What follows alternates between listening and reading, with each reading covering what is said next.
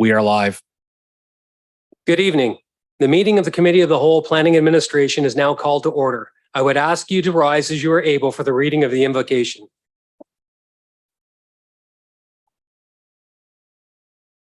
As we come together today, we recognize the great responsibilities laid upon us. Our council will always strive to understand the needs of the people we serve and to use power wisely and well. Our purpose is to establish and maintain a city of prosperity and righteousness where freedom prevails and where justice rules. Let us also not forget those who have served our community and who are no longer with us so that we may continue to do the work we must in their memory. You may be seated. Clerk, has the roll been taken? Through the chair, roll call has been taken. Thank you. Members of the committee, are there any declarations of pecuniary interest on the items appearing on tonight's agenda? Seeing none. Members of the committee, are there any other items for consideration or consent that you would like to have separated for discussion purposes? Seeing none. Councillor Hunt, can you please move the motion to approve all things for consideration and consent not separated for discussion purposes and state your seconder? Yes, moved by myself, seconded by Councillor Carpenter, that all items for consideration / consent 7.1 and 7.2 not separated for discussion purposes be approved. Clerk, can you please read the titles of the items that we'll be calling the vote for?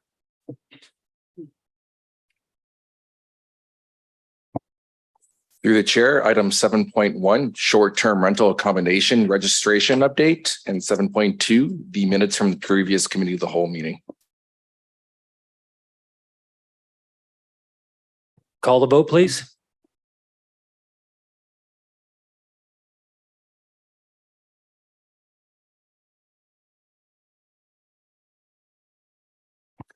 All items not separated for discussion purposes carries on a recorded vote of 9-1. Members of the committee voting in favor are as follows: Councillors Solvin, Sles, Marn, Van Tilborg, Samuel, Hunt, McCurry, Caputo, Mayor Davis. Members opposed, Councillor Carpenter. Statutory public hearing and public meetings. There is one public meeting on today's agenda. The public meeting is held in accordance with the provisions of the Planning Act. The purpose of the hearing is to discuss the planning application and to hear the public either in support or against the application. At the end of the public meeting, the committee will pass a recommendation which is generally considered for a final decision at the next council meeting. The name of anyone who speaks in regards to any item will appear within the meeting minutes. Anyone wishing notice of any further proceedings regarding the application should also provide their name and address to the clerk's office. We ask that members of the public in attendance today speak to an item. Please ensure that you add your contact information to the sign-in sheet located at the delegates table. As the city is the applicant, staff will speak first, followed by the public. Each will have up to 10 minutes to speak, inclusive of questions from the committee. Staff will then have up to 5 minutes to provide clarification to any questions or issues raised within the meeting. We will now consider item 5.1. I will now ask the applicant or the agent to appear before the committee. Please state your name, present your application. As a reminder, you will have 10 minutes inclusive of questions.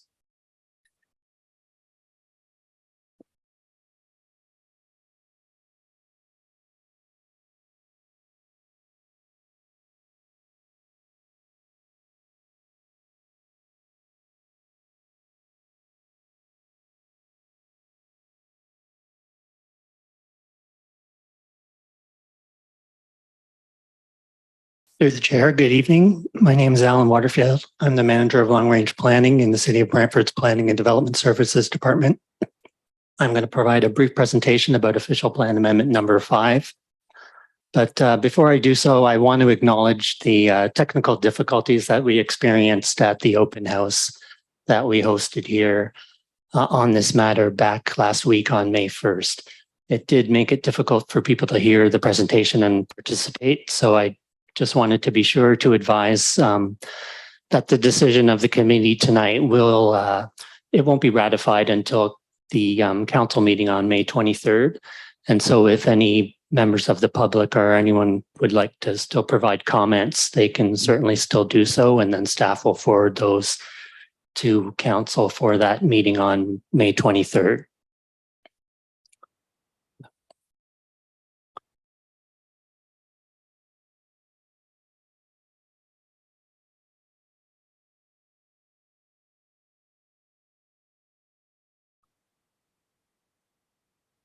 So official plan amendment number 5 is really about the natural heritage system, which is often referred to as the NHS. The natural heritage system in Brantford's official plan is comprised of the core natural areas designation, the adjacent lands overlay, as well as the growth plan NHS overlay. They're all shown on Schedule 6 of the OP.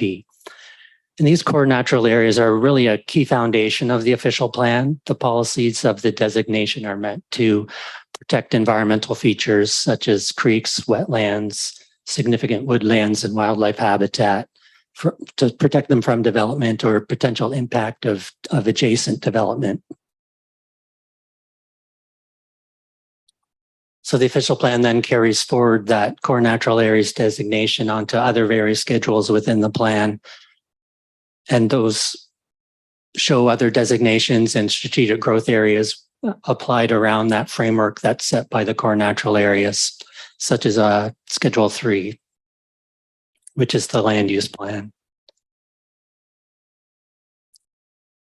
So back in 2017, the province introduced mapping for a growth plan natural heritage system. It didn't exist before that time, and it was applied to lands outside of settlement areas that existed at that time. So for that reason, the growth plan NHS and ROP is only found within the boundary expansion lands that were added to the city from the county of Brant back in 2017. And growth plan municipalities such as the city of Brantford are required to incorporate that growth plan NHS as an overlay in their official plans and to apply policies that will maintain, restore, enhance the diversity and connectivity of the natural heritage system.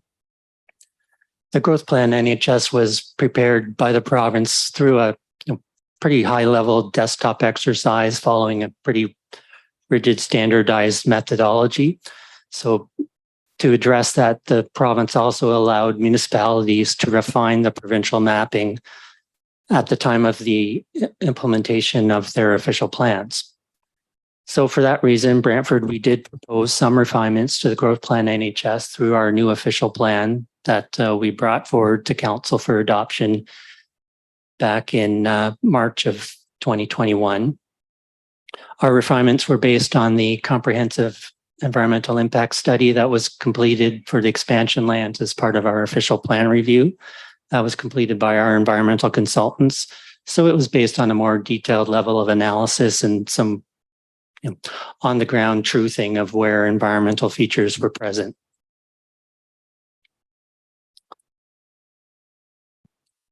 So as I mentioned, the new official plan was adopted by City Council in March of 2021, and then it was submitted to the province of Ontario for approval.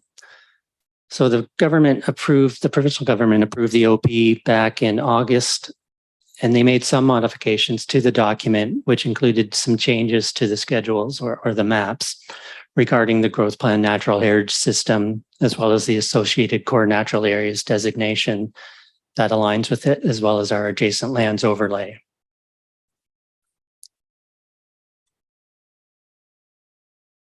So city staff were advised by the province in July of 2021 before they approved the document that in order to avoid delaying it any further, they would be modifying the plan to exclude the refinements that we had proposed, while the province and particularly the Ministry of Natural Resources were continuing to consider our request.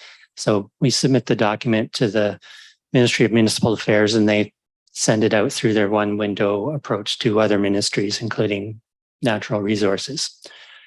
So at that time, it was agreed that the refinements could be dealt with through a future official plan amendment that, again, would be approved by the province under Section 26 of the Planning Act.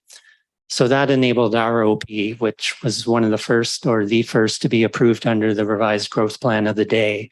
It allowed it to move forward so we could continue on with expanding our settlement area and applying updated policies to facilitate development in Brantford and areas that weren't affected by this growth plan NHS issue. And then following some negotiations between city staff and provincial staff over a year now, We're bringing forward this amendment to realign the core natural areas designation where the province has agreed to revise the limits of the growth plan natural heritage system as it lies within Brantford.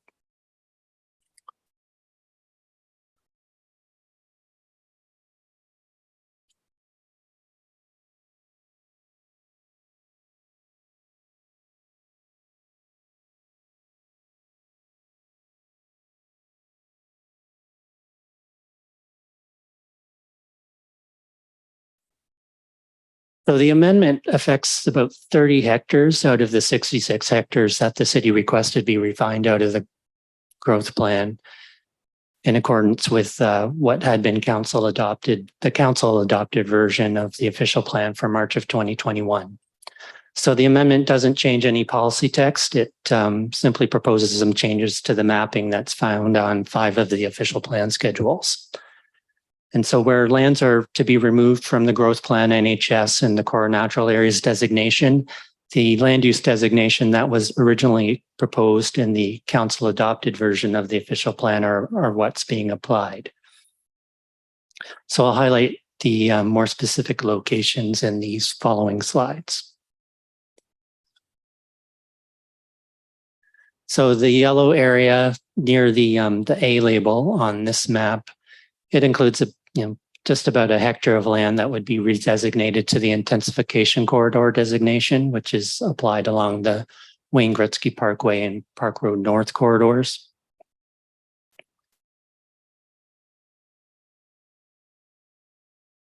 And the yellow areas near the B label on the north side of Powerline Road near the municipal boundary, here about 1 1/4 hectares will be changed to the residential designation.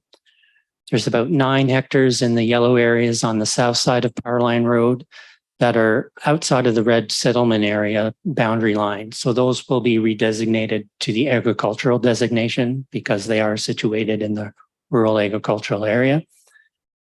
And then the yellow areas further south near the label D, those would be redesignated to the residential designation. And that is about 2.5 hectares.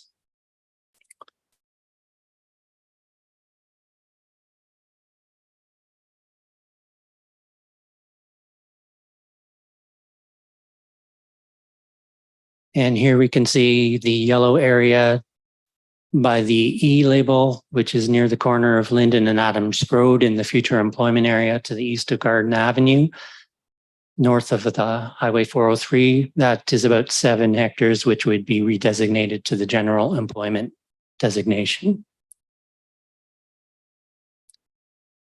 And finally, down in Tula Heights in the south end of the city, there's various pockets of land that together account for about 9.5 hectares shown in yellow near the G and the H labels.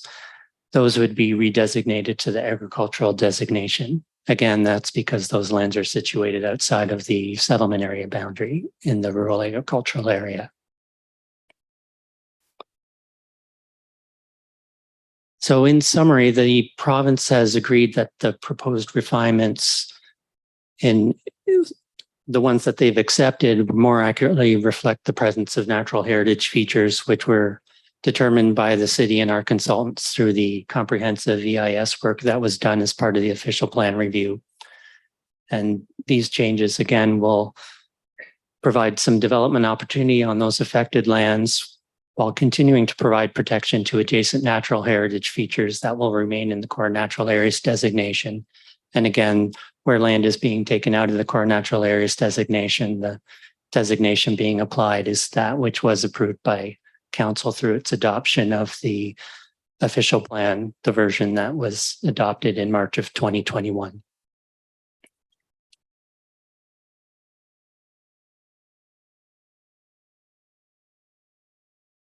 So staff would recommend that Committee of the Whole approve the resolution to adopt official plan number 5 this evening. Then we would bring forward the implementing bylaw, would be presented to council at the meeting on May 23rd. The council adopted official plan amendment would then be sent to the Ministry of Municipal Affairs for final approval. And similar to the official plan, the minister has the authority to either approve or deny or modify and then approve the official plan amendment. That concludes my presentation. Be happy to answer any questions. Considering that we're out of time, is everybody okay with us extending the time so we can ask some questions? Okay.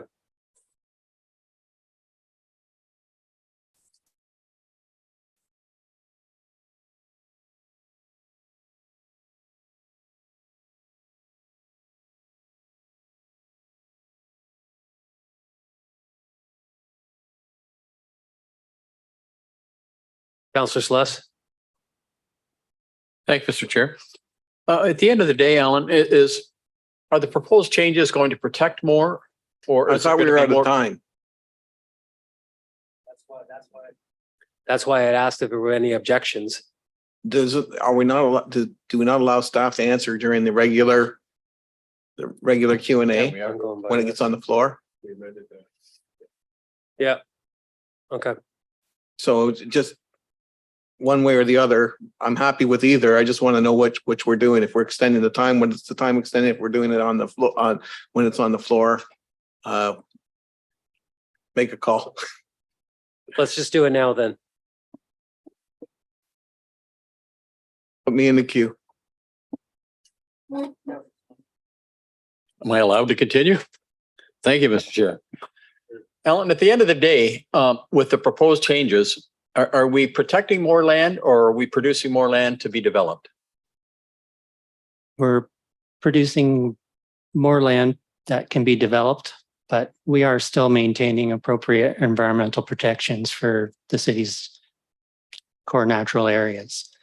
It's just we've refined the provincial mapping. So, and that's based on, a more accurate on the ground level of analysis. So we were comfortable with the core natural areas designation, supported by the work our consultants had done in the version of the official plan that we had presented to this council to adopt back in 2021. And again, through that process, we determined where we felt was an appropriate limits of our core natural areas designation and proposed refinements through the OP we submitted. So from our initial review to where we are today, are we protecting more or less with our proposal here? We're taking about 30 hectares out of the core natural areas designation. So that would Okay, be so we're less land protecting about protected. 30 hectares less of property and turning that into developable land. Is that correct? Yes. Okay, But thank we you. felt that was warranted due to its characteristics. Yes. Thanks, Alan. Councillor Van Tilburg?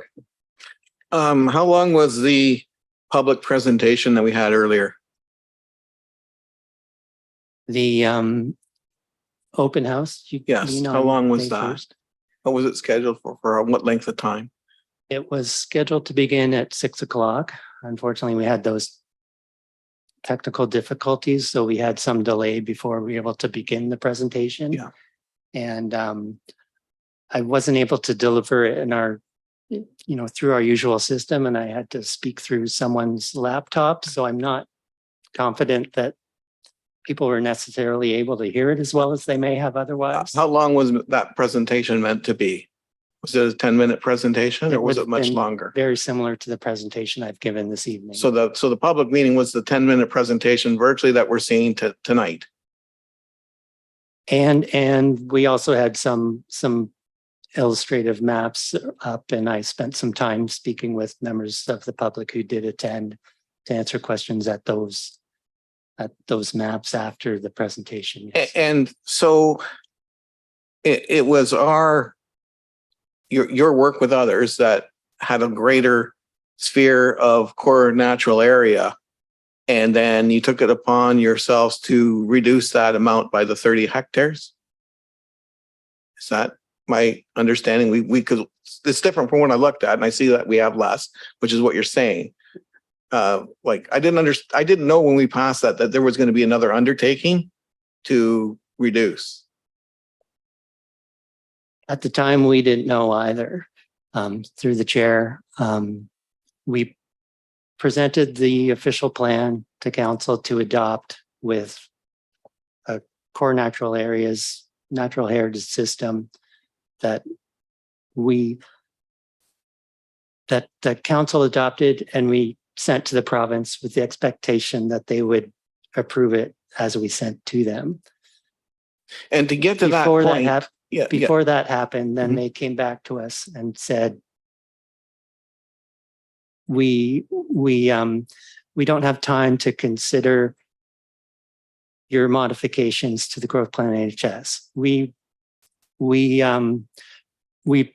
proposed through the official plan that council adopted 66 hectares worth of modifications to the growth plan NHS. So through the negotiations we've since had with the province, they've agreed to 30 of those hectares. if we vote this down, what happens? Then the lands would remain in the core natural areas designation. Thank you. Mayor Davis. Alan, am I correct that this is not changing the settlement area boundary line? That is correct. This has nothing to do with the settlement area boundary. All right, because most of these in fact are outside the settlement, the current settlement area boundary line. Right, so I'm trying to understand what's happened from when we did the official plan 2 years ago. So at that time, the consultant did a fair bit of planning and plotting to determine where the natural core area should be, right? Yes. That's correct. Yes. So then we had it approved by the province. Did the province insist on there being a number of changes before they approved the official plan in respect to this core area natural designation? Through the chair, from what the province had told us when we met with them in July before they approved the plan, they didn't want to delay the approval. They weren't prepared to, they still wanted more time to consider our refinements. So that's why they had advised us that they would not include our proposed refinements in the OP. That's why they modified it to exclude them, and that we could deal with this through a future OPA. So again, then we met with the province, and at first the Ministry of Natural Resources was just willing to not accept as many of our requests as we had submitted. So we had some negotiations with them over time to address some of those. So as you had said, some of these areas are outside of the settlement area. They're in the rural agricultural area. So it's and that's where the bulk of the refinements that they didn't accept are located. So because they're outside the urban area, and the question of growth plan NHS can be revisited in the future through future OP amendments, it's not such a concern. Where we had more of a concern was some of the properties within the urban area, such as in the employment area, where we have applications pending for industrial plans of subdivision, and block plan areas where developers are moving forward with their block plans. We wanted to have a resolution to this issue in those areas to provide a bit more certainty as to what the ultimate designation would be. So still trying to understand what's driven this. So is it the landowners, since the OP was approved, that are asking for this? Or is it we knew when the OP was approved that it wasn't precise enough, and then we had to do some more work, further work, to clearly mark where the dividing line should be between lands to be developed and lands to be protected? Which one was it? So through the chair to Mayor Davis, Nicole Wilmot, Director of Planning and Development Services. If we could take a step back, I think we've kind of gone down a little bit of a rabbit hole, but essentially what has happened is that when staff presented to council our new official plan, That official plan was supported by EIS work that included some desktop analysis, some mapping review, and on the ground truthing. The province applies a growth plan NHS at a provincial level. So it's really a desktop review. Through our official plan, we presented to you 66 areas to which we felt the provincial NHS was really not applicable. And that's because there wasn't any feature on the ground. It could have been removed through various practices, but those features no longer existed. So we provided those amendments to the province per the official plan that was adopted by council. The province has 120 days to approve an official plan. And this is currently happening now, where the province can't meet their current timelines. And so they kicked it back to city staff and said, we don't have time to review this at the MNRF level. We will deal with you to resubmit these submissions, these amendments. Through that ongoing work, they have agreed to roughly 30 hectares of those amendments. And we are resubmitting because that really is the reality of what is on the ground. There are no features there to protect. So they really should go back to the designations that we originally proposed, which is a series of residential, employment, and core natural institutional uses. So that's what you're seeing here today. You asked the question about if the development community is driving this. Absolutely, they're driving this, but city staff have been driving it as well, with the respect that we've done that work and this amendment is consistent with the work that we've done. The province is really applying at a very stringent level the requirements of the NHS, but as I mentioned, when you look to the ground, the features aren't there. And so we have core natural areas policies that would apply, but yet there isn't a feature to protect. So that's what you're seeing here today. It's a corrective measure. We've come to a negotiation with the province to about half of what we originally proposed.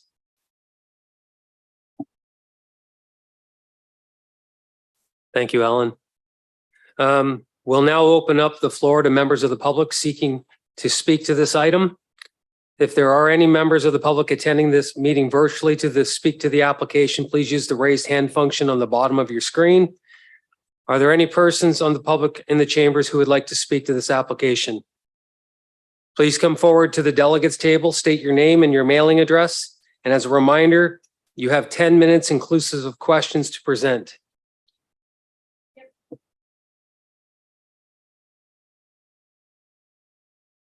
Live at 119 Tootla Heights Road. And that's my question is just regarding that. Practically speaking, what does it mean, the changes that have happened? Can anybody answer that? Just in a practical sense, it's changed and I just don't understand.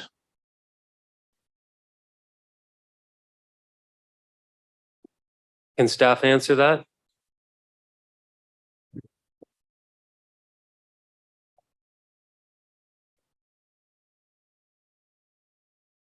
Through the chair, what it would mean in the Tootla Heights area in particular is that some of these areas that were identified on the schedules would change from a core natural areas designation, which places restrictions on development, to an agricultural designation. So permitted land uses within that area will be a bit broader, but still limited to agricultural. It's not permitting urban development within the lands that are affected in Tootla Heights. That's what I need to know. Thank you. Is there anybody else here wishing to speak to this? No one else? Does the committee have any further questions for the applicant? Councillor Van Tilburg? How hard is it to change agricultural land to residential development land? It seems to happen quite frequently. What's the process for that? It can be done. So through the chair to the councillor, if somebody was looking to change their land use designation, it would be an official plan amendment and they would have to make an application to do so. And had it been core natural, they would not be able to make those changes. No, that's not necessarily correct. If it was core natural area, there would be greater restrictions in doing so, but they would ultimately be able to support an official plan amendment with the proper EIS work and EIS studies. Thank you. Anybody else wish to speak to this? Councillor Carpenter? Just a question to area C in map 2, that area is not area that's scheduled for the latest round of development. In fact, it was put out, right? It's on the growth plan. It's the next 50 years, right? I recall during that debate in our official plan, that it's in the city of Brantford boundary, but it's not part of the growth plan going forward.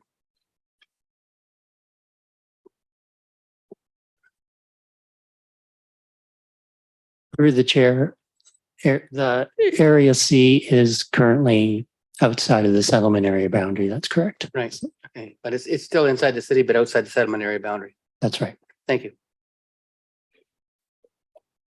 Not seeing any other questions. This public meeting is now closed. May I have a mover and a seconder to place item 5.1 on the floor? Moved by Councillor McCreary, seconded by Councillor Sluss. Is there any discussion? Councillor Van Tilburg. I guess I shouldn't be surprised that I got so many emails from developers saying that they approve and appreciate these changes. I don't know if the public is as much aware of these changes. I think we had a significant number of meetings in order to show the public what it is we were doing. And at that time, I thought that those were well received. So I do have some concerns about the number of people that probably think we're doing something different than what we are, and that this has come back before us. I'm actually hesitating on whether we should defer this until the public's actually had a chance to have a public meeting, like we normally do, with the placards and the signs up to show what changes we've made. That said, when I do hear that the developers are driving this, I never feel like I'm the head waiter for the developers. And I don't want to feel that way. I want to make sure that what we do and what we approve makes great communities and accurately reflects what we've passed in the past, what we have passed in the past that we envisioned as a good community and good growth development.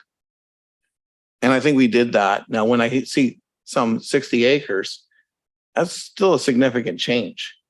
And I find that we may say something's outside the growth parameters today, but in a year we might change our mind, or in 2 years or 3 years, and we might see something happening in those areas that just in some members of the public's mind a few years ago was considered we shouldn't go that close to that area. And having buffers between things that protect core natural areas, I think are good. In fact, I thought that I was actually very excited about these changes that we did before. And I didn't think anybody else really should be messing with them. I have to, well, actually, I'll just let others speak and then I'll follow up with a second question. Councillor Hunt. Thank you. Through you to staff. So from what I understand, the official plan that we sent to the province didn't get approved anyway. Nicole, you indicated it kind of got kicked back. Through the chair to the councillor, no, the official plan was actually approved. It was one of the first official plans to be approved under the current growth plan at that time. It was this particular section that was required to be circulated to MNRF. So the province, through their one window review, sends out the document much like city staff do in a circulation of an application. They send it out to various ministries and departments for review. The MNRF were not able to provide adequate comment within their 120-day timeframe. So they felt that this is something that we could move to the side and we could deal with through a separate amendment to allow for our OP to continue its path forward and ultimately be approved by the minister within that time frame. Okay, so and I did attend the public meeting on May the 1st, so I wrote some notes. So if we approve this, it still goes back to the ministry, and then does it still go through that whole process going through Ministry of Natural Resources and everything again anyway? So through the chair to the counselor, you're right. It does go back to the minister for final approval. The minister does recirculate, but their process is ultimately their process. I do understand that the Minister of Municipal Affairs and Housing, because this is an amendment under his authority, would have the ability to approve that amendment. But I would assume that they would be circulating much like they do any other proposed amendments that are coming their way. Thank you. Councillor Carpenter. Thank you. First of all, I want to congratulate staff on the official plan and for us being well ahead of the curve on getting our official plan. One of the first ones to be approved. And I understand the province approved it. And then this issue on sensitive land uses, they needed more time. And I also want to congratulate staff for negotiating the best result possible currently with the current ministry. And so likely that the fact that we've done that should bode well for us for actually getting this approved, because there has been some negotiations to and fro with the ministry and with our staff to what is the best way to protect lands that are in need of protection. I don't want to put words in your mouth, but is that basically it? Through the chair to the counselor, you're absolutely right. So we have had ongoing meetings with Ministry of Municipal Affairs and Housing, with MNRF staff, and they have been circulated the draft amendment, and they are 100% supportive of the amendment as it's being presented to council tonight. And even though 30 hectares, I think it was 30 hectares that was removed, is that about half what we put in there? Correct. It's about a half of what was originally proposed. But we put in there what we thought should have been protected, and we're still getting half at this point. Absolutely. We, as planning staff, we still maintain that the 60 hectares was appropriate. We have numerous studies and reports and have walked those lands and feel that what we proposed originally to this council was absolutely appropriate. However, we do need to accept that the provincial NHS is regulated by the province, and they have their own, review and implementation expectations. And they've come back to us with their feelings of the 30% or the 30 hectares, being appropriate and are supportive of the original land uses that we proposed in our OP. Yeah, thank you. So being that this is a negotiated process and the province is on a pro-development move, they have been for some time, protecting some is better than nothing. I guess we could not accept this, and the province could simply come back and say, we're going to put it all in. But I guess it's the province's, they drive this, they have the final say. Would I be correct in suggesting that the province does have the final say? They need to approve this or not approve it? That's correct. The final approval does rest with the minister. This is what's considered to be a Section 26 amendment under the Planning Act. So they have the final approval. But I do want to reiterate that what we are proposing to the province, we are supportive of. It's based on technical work that we've done here at the local level versus implementation of policy at the provincial level. Right. And I think that's very important to keep in mind that there's been a negotiated process based on technical review. Staff have reviewed it, and this is about the best we're going to do. It's a good compromise as far as staff are saying. That's what I'm hearing anyways. Thank you. Not seeing any other Mayor Davis. Thank you, Mr. Chair. Through you to staff. I'm a little uncomfortable with approving this with the information we have. First of all, I accept that the official plan process, wasn't as precise as we might have wanted it to be, given that the nature of the process and the deadlines and timelines. And I accept that there is a need to be more precise. And this is what this is about. This is about precision and making sure the decision we have between what will be available for development, whether it's residential or employment, and what we protected, that it's defensible, and that the boundary is and the reason for doing it has been clearly understood. So that's a problem I have. I'm told you're telling us that these areas no longer merit or should be included in a core area. And what we have before us is basically a map. It's hard for myself, if I want to exercise some due diligence to be able to make that decision without seeing a little more information about those parcels? Is it possible to be given pictures of some additional information which explains why it is that these lands, the 30 hectares, don't need to be designated any longer? So through the chair to Mayor Davis. So when we provided the original submission to the province requesting these amendments, we provided a detailed rationale of each of the properties. So we can provide a copy of that document and likely summarize it or streamline it for council's review, but we can provide that document to you as an appendix to this report with some aerial photography of what those sites look like. I did want to reiterate that what is being presented to you tonight is consistent with what council did approve as part of our official plan when it was presented to you. So we're just trying to revert back to that original approval, but we can provide that document to you so that you would have that in advance of the council decision on the 28th. I'd appreciate that because I would hate to be accused of simply rubber stamping something. And Sure, I'd like to be able absolutely. to exercise, see the information that's available, and so we can each exercise the required judgment that we're supposed to be exercising in this hearing process Yeah. under the Planning Act. We can have that circulated for you. I'd appreciate it. Thanks very much. Not seeing any other questions. Can you call the vote? Councillor Van Tilburg. I've always considered Tootle Heights a very, very sensitive area. And there's lots to be concerned about regarding that area environmentally, even in the areas that are developable. So who is ultimately responsible when we stretch into that portion and things start to collapse?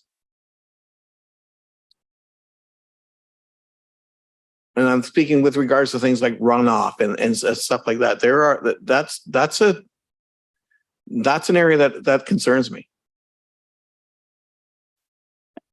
So through the chair to the council, staff still have the ability to assess Planning Act applications for development in not only Tootle Heights, but every area of the city. We undertake that technical review and would assess things like drainage, if features were present, grading, those types of issues would be assessed through our technical review. So in those instances, we would still maintain that development or that level of development control within this area, regardless of these amendments.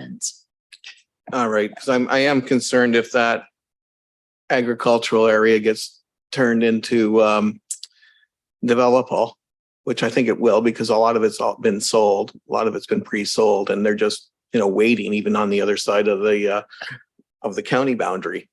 They're waiting for their time. So I see that's something to come. Now, another question I have is, when we were doing our boundary negotiation, were we paying on the basis of land that was developable and cutting out land that was not developable? Through the chair to the councillor, I can't speak to what we were paying for, but I can say that when we put forward our land needs assessment, that land needs assessment was inclusive of natural areas, of areas that could not be developed. So we took a higher percentage of land to accommodate for lands to be removed from the non-developable areas. And the environmental, I mean, if you think about the lands, let's say in the north, there are significant environmental features. There are tributaries that really are the pillars and the backbone of how those lands will ultimately be developed around.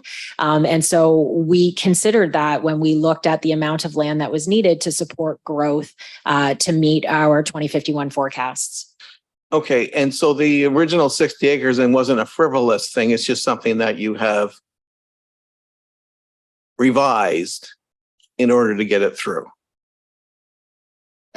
No, I through the chair to the counselor, I think it's a clarification. We're sticking to what we originally proposed in that, because that is what staff felt was the best appropriate use of these lands. It was really the province that took a hard position at first, and through that negotiation have asked us to have encouraged the municipality through this process to reconsider the land uses on these parcels that are before you. Thank you. Seeing no further hands, call the vote.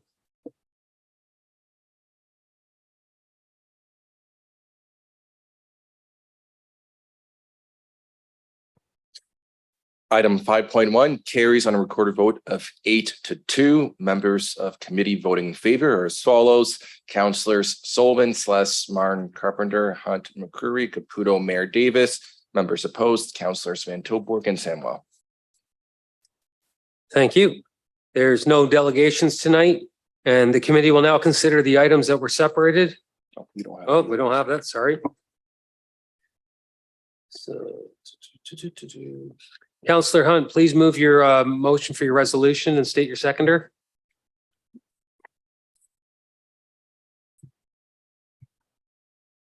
Yes, moved by myself, seconded by Councillor Carpenter. Human Resources Committee Function Review.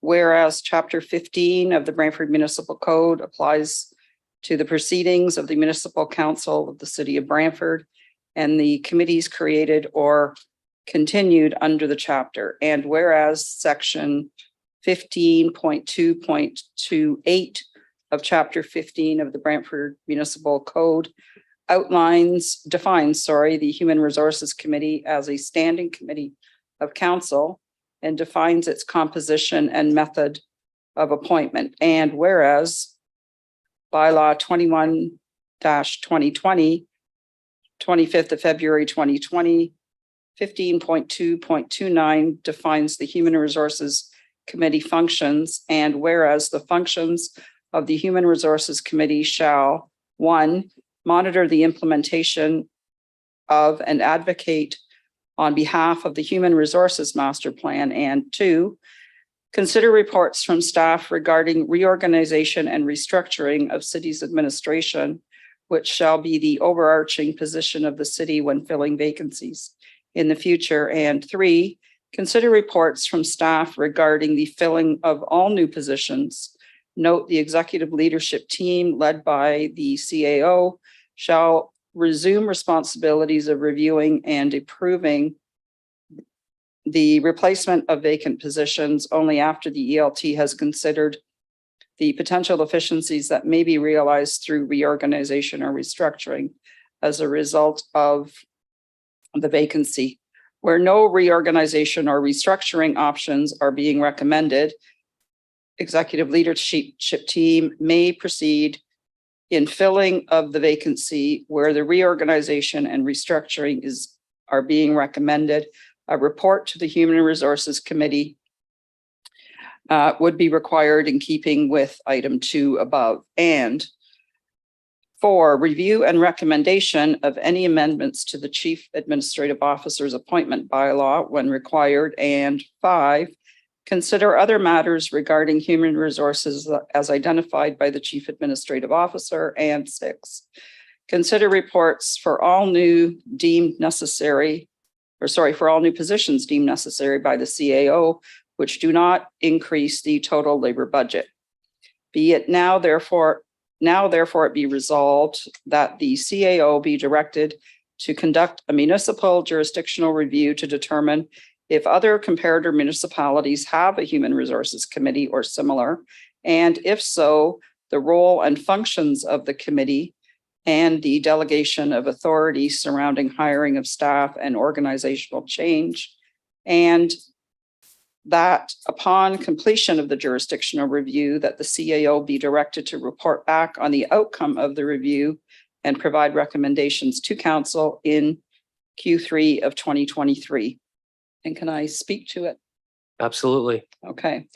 I wanted to bring this resolution forward. I am chair of the HR committee, and I find that its current mandate definitely needs a review based on a number of items. So the first part of the mandate, which speaks about implementation of the Human Resources Master Plan, the current HR Master Plan was developed in 2014, and it was a 5+ year plan. And we do have a new People Master Plan that will be coming to council within the next quarter, from what I can understand. So the review is timely because we do have a new People Master Plan coming forward.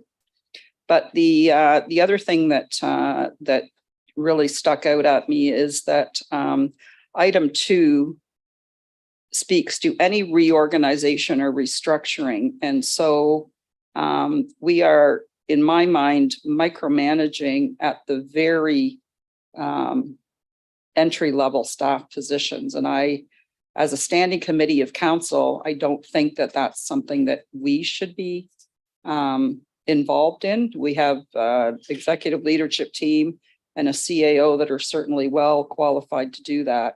But what my real concern is that this committee does not look at major HR initiatives such as recruitment, retention, and recognition and retirement of our employees. We're not looking at succession planning. We're not looking at diversity, equity, and inclusion initiatives, training and development, or health and safety. So all of those things would, I think, factor into a review that would really make the HR committee, since it is a standing committee of council, very effective and have council involved in these, what I consider to be very important initiatives for the corporation under the HR portfolio that right now the mandate does not speak to. Any other questions? Comments? Councillor McCreary? Mr. Chair, thank you very much. And what a good job you're doing tonight on this light workload evening. I'm happy to support this. We have 2 resolutions this evening on the docket, which are somewhat similar. And I think it's appropriate to review what we do. There have been changes, as the councillor has indicated, in what we do in the corporation. And I think this will do us well to review this committee in particular and the next item as well in general.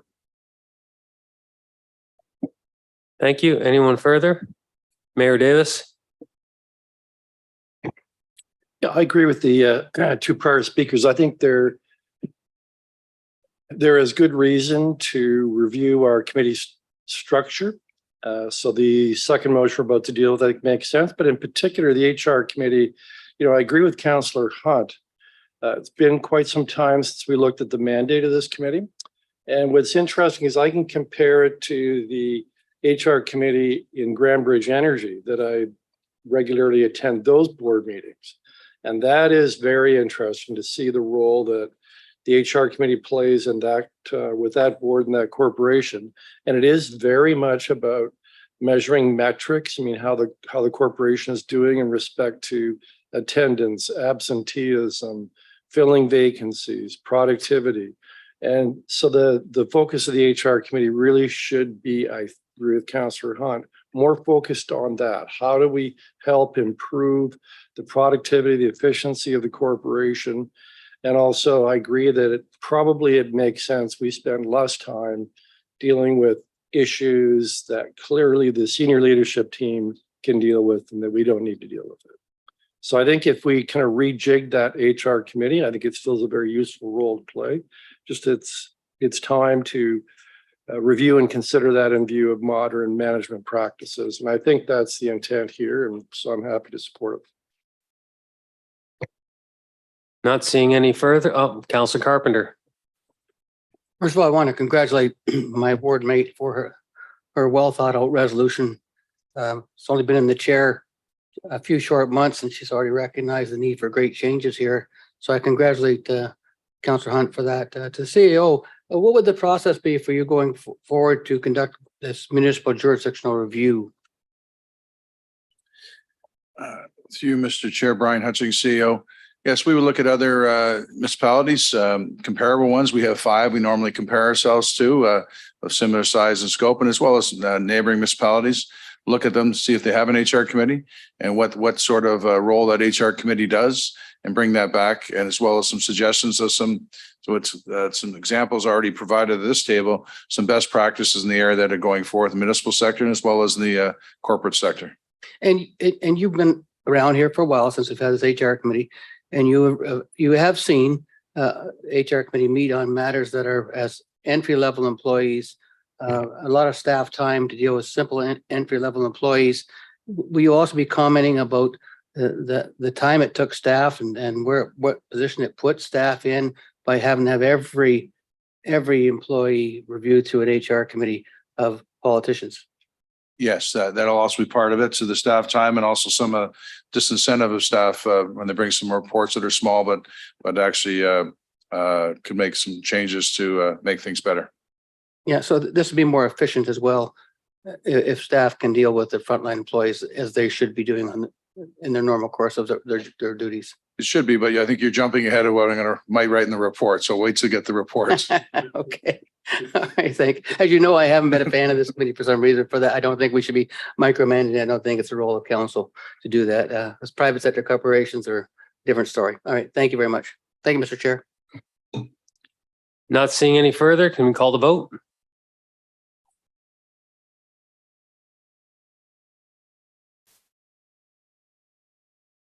Item 8.1 carries unanimously on a recorded vote of 10-0. Members of the committee voting in favor are as follows: Councillors Sullivan, Celeste, Martin, Carpenter, Van Tilburg, Samwell, Hunt, McCurry, Caputo, and Mayor Davis. Thank you. Councillor McCurry, please move your resolution and state your seconder. Chair, thank you. My resolution is seconded by my ward mate, Councillor Martin, and my apologies for the lengthiness of this, if that's in fact a word. Resolution reads as follows. Whereas during 2021, council amended the city's procedure bylaw, which included provisions to address inactive task forces. And whereas during 22, council undertook a review of all city advisory committees and task forces, which recommended disbandment of 13 committees, the realignment of various mandates, and included additional direction to review certain selected committees.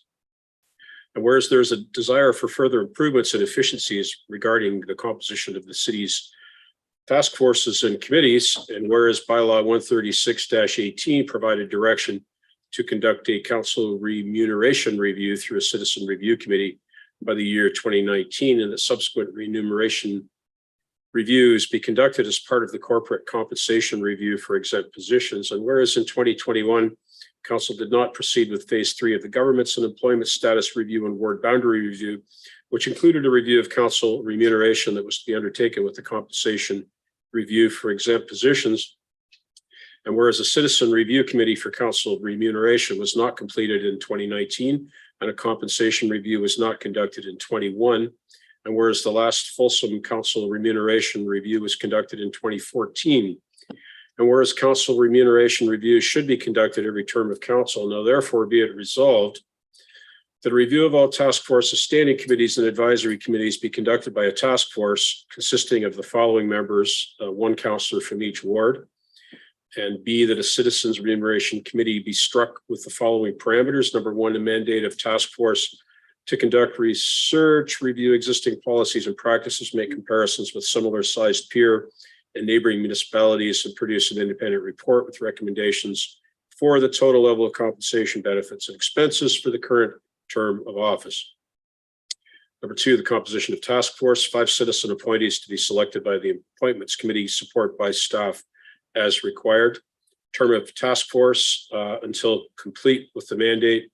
Item number 4, reporting structure task force would come to committee of the whole, planning and admin. And lastly, but not leastly, item number 5, departments of the city to provide administrative and or clerking support to the task force would be human resources and clerk. And you may think, is it not ironic to strike a task force to review the need to have task forces? And yes, in fact, there is some irony to that. I will offer that up front. This is something that we've done in past. We haven't done it for a while. It offers an opportunity to do for some other committees what Councillor Hunt has brought to us tonight with respect to specifically dealing with the HR committee. And also it has a look at what the remuneration for members of council should be. You may recall that there was some considerable angst not too long ago concerning a debate about additional remuneration for those sitting on the planning committee. And it put many of us in a difficult position, having to arbitrate an increase for ourselves based upon a resolution and input from council alone. So I would hope the folks would support this tonight. It's an undertaking that we certainly should be doing. It's something we should be doing every term, and it'll stand us in good stead going forward. Any further comments or questions? Councillor Carpenter? Well, the problem in the past has been that a report like this, recognizing, remuneration or standing committees, comes forward, with a third year of a 4-year mandate. And no member of council will approve a pay raise for themselves just before an election, fear they'll lose the election generally. And that's why it's never passed. But I don't want it to go on saying that council hasn't had pay raises. We've been getting pay raises every year, regularly, same as staff. Staff get a 2 or 3% increase, we get the same. We've been getting increases all along. I think we're quite compensated quite well, quite frankly. Maybe some don't, I don't know. But a citizens appointment committee, if it's making recommendations, there has to be some finality to it. It can't be going towards a bunch of politicians who then say, we give ourselves a pay raise or we don't, because it just won't happen. And whether you change the structure requires, if you change the structure of ward boundaries, for example, then you would need to have some public conversation. One item about these kinds of resolutions that concerns me is that the resolution says that there be one counselor from each ward. I think it's up to council who sits on a committee. And I'd rather like to move an amendment that the review of the task force standing committee and advisory can be conducted by a task force consisting of 5 members of council and the mayor. That way, whoever wants to sit on the committee could put their hand up and sit on the committee. That's acceptable, or if not, I'll move it as amendment. The mover says it's friendly. Okay. It's friendly. Thank you. Any further comments? Councillor Hunt? So I might be dating myself here, but I think about 10 or 11 years ago, I actually chaired the Citizen Review Committee, and which at the time was in 2012 in advance of the 2014 election. And at that time, so a Citizen Review Committee can do a lot of work. It takes up a lot of staff time. And as I said, I was in the chair and I'm well aware.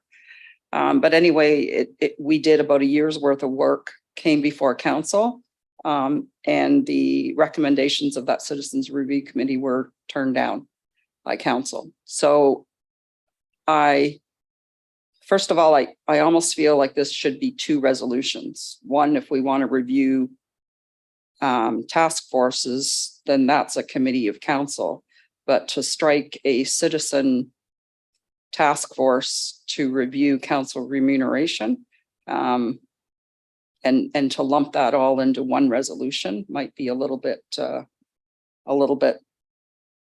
daunting of a task for the task force, so to speak. So that's my concern with the citizen. So first of all, you've got to get the citizens appointed. They've got to do their work. It could take a year. And as Councillor Carpenter just mentioned, then we're getting a report back from them in the 3rd year of the term of council. So that would be my feedback and my experience from doing this personally myself. Anything else? Councillor McCreary? Mr. Chair, thank you. Yeah, the comment. I hear the comments and I certainly appreciate them. The work on this would be concluded in a recommendation, although it's not stated explicitly in the resolution, would certainly apply to the next term of council, not to this term. That has been our practice in past, and my apologies to the committee for not having included that. If someone would like to move that as an amendment, it certainly would be friendly, if not implied. And this isn't about giving ourselves a raise, certainly. And I hope that's not how people in the community will see it, although that was alluded to, but not specifically cited. No, it's about making this position attractive for people in the community to run for election. And it's about adequate compensation. And it's quite frankly, it's something that we should have been doing consistently and have not been. There was another allusion earlier to revision to the ward boundaries, and that's not part of this resolution, although that may very well be something that this committee wants to consider during this term of council. But having said that, I would hope that everybody would support this tonight. I can appreciate the comments of a councillor who said it should have been 2 resolutions, but it is on the floor before us and it is in order. And I would hope that folks would support it. Thank you. Anything further? Call to vote.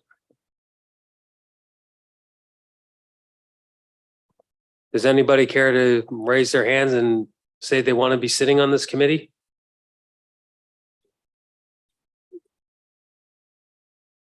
Okay, we're going to deal with it at council.